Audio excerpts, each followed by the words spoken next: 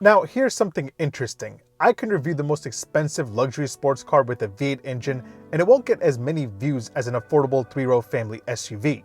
You know why? Well, it's simply because most people out there aren't looking to drop over $100,000 on a luxury sports car.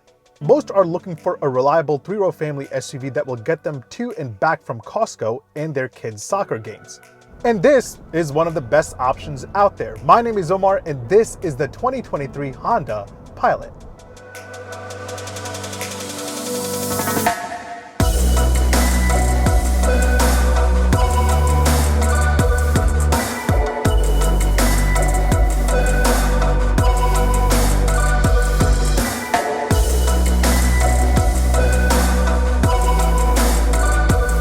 Alright, the Honda Pilot. This thing is a staple in the 3-row family SUV segment, and for 2023, we welcome an all-new generation.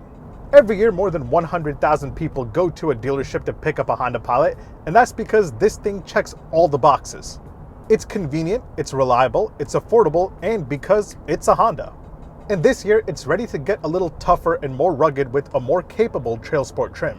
Now, quickly before we talk about the updated engine, the transmission, and how this drives, let's take a look at the family practicality side of things because that's what 99% of you that are actually going to buy this care about. Alright, so let's get into the practicality side of things by checking out the second row. Once you get back here, you're working with a total of 40.8 inches of legroom. I'm about 6 foot tall, that is my seating position. I sit further back than a normal human being should, and as you can see, I still have a good amount of room. Now, you can also slide the second row forward and back if you want to share the legroom with the third row passengers, or you want to give yourself some more legroom, you can just slide it forward and back, and you can also recline this pretty far back. You can actually lean back and chill here. It's pretty comfortable. Now, one cool thing, you have a pocket for your stuff, but you also have a pocket right here to put your cell phone. That's pretty cool. Now, the Trail Sport that I'm driving here comes exclusively with second row captain chairs. But for 2023, Honda is also introducing a really cool seating arrangement for the second row with the multi-function removable middle seat. If nobody is sitting in the middle, you could just fold down the middle seat and you get armrest and cup holders. Or if you want to give yourself second row captain chairs, you can take out the middle seat altogether. And the cool thing is that you can actually take it and store it in the floor of the cargo area. Nonetheless, keep in mind this multi-function middle seat is only available on the Touring and Elite trims of the Pilot. The Trail Sport that I'm testing here does have peasant blockers, so you can stop all the hate coming your way. I can never latch these the first time I do it, but yeah, you got peasant blockers in here. Now, to climb into the third row, you just push this button right here and the second row seat slides forward and folds down, making way for you to get into the third row. Now, once you get yourself situated back here, you're working with 32.5 inches of legroom, which is awesome. It's really spacious back here and it's actually very comfortable. You have a ton of headroom and you can really sit here for a pretty long road trip. Although Honda doesn't offer heated seats in the third row like you do get on the Hyundai Palisade Calligraphy, it would have been nice, but you don't have it here, not even on the top of the line Elite trim. Now let's check out the cargo capacity of the new Pilot. You can pop open the tailgate by hitting a button located right here underneath that L, and once you get it open, you have a total of 18.6 cubic feet behind the third row, 48.5 cubic feet behind the second row, and with both rows down, you're working with a total of 87 cubic feet. Now you also have some area right here underneath the storage, underneath the cargo floor, and that's where you would put the removable middle seat if you had that option, but you would have to go for the Touring and Elite. Here, it's just some extra space. But yeah, it's quite a bit of room, good enough for Costco trips, which this will be going on a lot. All right, so the new Honda Pilot totally kills it when it comes to the practicality side of things, but how does it drive? So under the hood, you have an updated 3.5 liter V6 that makes 285 horsepower and 262 pound-feet of torque. That's 5 more horsepower and the same torque when compared to the outgoing generation. So when Honda says more power, they mean 5 more horsepower. But what's most important here is the transmission. Honda has dropped the ZF-made 9-speed automatic transmission for their own in-house 10-speed automatic. In my experience, the outgoing transmission was a bit finicky with changing gears, but this new 10-speed automatic is absolutely great. You don't feel any of the gear changes at all. From 1 through 10, this shifts with such ease and smoothness, and it's much, much better than that outgoing ZF 9-speed automatic. Now, depending on the trim you go for, you get 2-wheel drive or all-wheel drive. The Trail Sport one that I'm driving here obviously comes standard with all-wheel drive, as does the top-of-the-line Elite. And both of these trims have a ton of drive modes, more than any Honda Pilot owner will ever need. You've got Sport, Normal, Eco, Snow, Trail, Sand, and Tow. Of course, let's be realistic. I don't expect any of the Pilot drivers to ever shift out of normal, sport, or eco. They're just going to keep it in those modes and that's it. Now, in terms of daily comfort, the new Pilot is actually pretty smooth. It handles bumps and imperfections on the road like most models in this segment do. Now, in terms of steering feel, it's nice and light, a little sharper and tighter than the last generation, which is a plus for me. It's not Mazda's CX-9 Direct, but definitely right behind that. That said, this is a very easy SUV to drive around town. In terms of acceleration, again, you have more than enough power for your daily needs. Now, I did do a 0 to 60 test, and the best that I could hit in this Trail Sport was 7.8 seconds. I did a total of 3 runs because I wanted to beat myself over and over again, but the other 2 that I did were 8 seconds flat. So yeah, while someone like me can always use more power, this is plenty for the people that are going to be shopping in this segment. Now, one thing that I've personally become obsessed with is cabin quietness. It's very important to me, so to test that out, I actually bought a decibel reader. Now, at a standstill with it turned off, the Pilot gave out a decibel reading of 44.5 decibels. Now, driving around town at around 50 miles an hour, let's see what I get. Let me just shut up. 63 decibels. Now, I guess that's good. I have nothing to compare this to, but I'll start doing this more. It's kind of interesting. But yeah, in terms of real life experience, it does feel quieter in here than the last generation Pilot and even the Toyota Highlander. Now, let's talk fuel economy. While most of this segment has started moving to 4-cylinder engine options or a hybrid powertrain setup, the Pilot is one of the few sticking with a V6. That said, fuel economy wise, you actually lose around 1 mile per gallon depending on the trim you go for.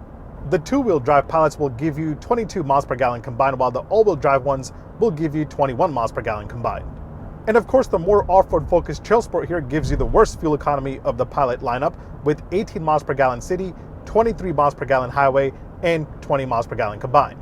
I'm averaging, after a week of driving with a heavy foot and a lot of sport mode driving, a total of 14 miles per gallon. But yeah, in terms of everyday drivability and comfort, the Pilot still remains as one of the best options in this segment. It's never upset me by the amount of power, comfort, and convenience that it offers. That said, let's quickly talk about the looks of the new Pilot. Now, the Trail Sport one that I'm testing here obviously looks a little bit more rugged and tough than the other Pilots. Now, overall, the design of the Pilot for 2023 has gotten more rugged and tough, and I really like it. The front end looks really sharp with a longer hood, an updated grille, and LED headlamps. Of course, the Trail Sport here looks a little more aggressive with a sharper grille and a Trail Sport badge, so everyone knows that you do some light off-roading. Now, compared to the outgoing Pilot, the new Pilot is bigger, longer, and wider. The Trail Sport model here is 3.7 inches longer overall, making it Honda's biggest SUV ever. I wasn't particularly a big fan of the looks of the outgoing Pilot. It kind of gave me more minivan vibes rather than an SUV. So I'm definitely happy with this new design direction. Now, again, the Pilot Trail Sport that I'm testing here is the most aggressive version. While all the other new Honda Pilots will give you a ground clearance of 7.3 inches, this one here will give you 8.3 inches. When it comes to the wheel game, you have a choice of 18 or 20-inch wheels. The Pilot Trail Sport here gets 18-inch shark gray wheels that are wrapped in Continental Terrain Contact all-terrain tires. Of course, that could be contributing to the road noise that you have in here because these tires are more rugged, they're made for off-road use, so you do get more noise in the cabin when you're driving on regular roads. Also, the Trail Sport is the only Pilot that gets an off-road tuned suspension that gives you increased approach and departure angles. Now, from the back, the Pilot is pretty heavily redesigned with fresh new LED taillights, although the turn signals are still incandescent. Why? But the standout design element in the back is this giant pillar with Pilot spelled out. Looks really cool. Now, my Trail Sport model here also has a Trail Sport badge in the back to let everybody know out there behind you that you do that off-road thing. But again, the Trail Sport this year isn't just a visual thing. Along with the off-road tuned suspension, it gets unique stabilizer bars for articulation. It has tuned spring rates and damper valves, along with recovery hooks in the front and back and skid plates in the front and back that can actually hold up its weight. Although if you're really looking to go off-road, you might want to look into the Jeep Grand Cherokee L, which has an air suspension and a bunch of other off-road capable aspects that make it more capable than the Trail Sport. By the way, I totally love this diffuse sky blue pearl paint job that's only available on the Trail Sport. So yeah, it's actually pretty capable, and I know I always make fun of these off-road packages that these three-row family SUVs do these days, but I'm sure there are people out there that actually need it and use it. I'm just not one of them. The most off-roading I do is when my wife forces me to go to a farm in the middle of nowhere to pick out pumpkins and apples and flowers. Why can't I just go to the store to get my fruit like most Pilot owners do? Now let's talk about this interior, because while most of the competition is either super tech focused or super luxury focused, the new Pilot is kind of the middle ground. Honda's lineup of new vehicles have a much more simple interior that's pretty straightforward, and the thing I like about that is that it's pretty simple to get around in here. Nothing is too overwhelming or too complicated, it just works. Now for 2023, you get these extremely comfortable seats that won't hurt your back during a long drive.